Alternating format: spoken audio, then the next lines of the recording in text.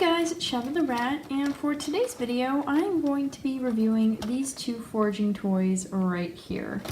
So they're not super similar, but I can't think of a way to review this one by itself because it's sold as a foraging toy, but it's not really a foraging toy.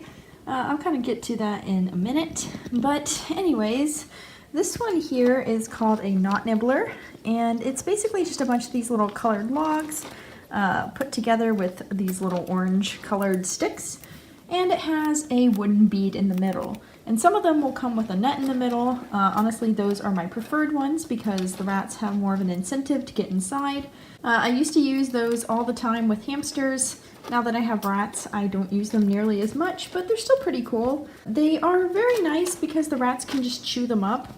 It's a little different from most of my foraging toys because most of mine are made from acrylic or some sort of pretty indestructible material, but in this case it's actually something that's meant to be destroyed, and it's nice to give them something that's a little bit different and that they're allowed to chew up.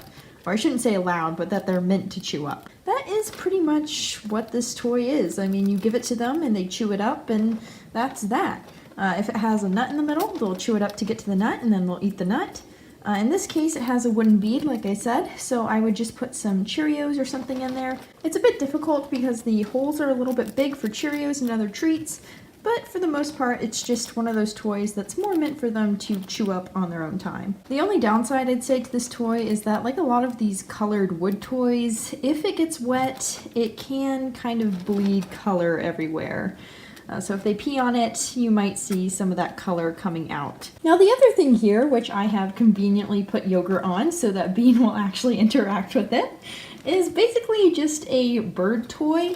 Again, like I said, it's advertised as a foraging toy, but it's really just a bird ring toy. They can push the rings back and forth, and they can chew them up.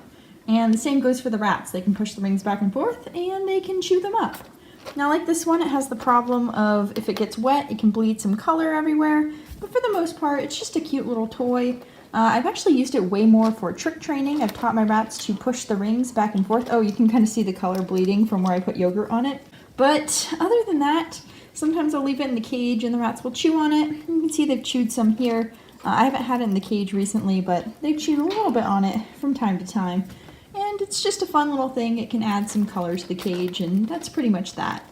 So yeah, these two are some fun toys. I won't say they're my favorite, but they are still nice toys to have in the cage, and at least in the case of this one, it's pretty inexpensive. I can't remember how much this one was because I got it a long time ago. Honestly, I'm not sure if I can even find it anymore, but like I said, I just wanted to go over it real quick because I think it is a cute toy. So yeah, that's pretty much it. I hope you guys enjoyed this review. And as always, I hope you have a happy Friday. Bye! So they aren't super similar, but I can't really think of a way to review this one. Oh. Wow. Yep, so that happened. I just spilled water everywhere. Okay, give me a minute. I will be right back.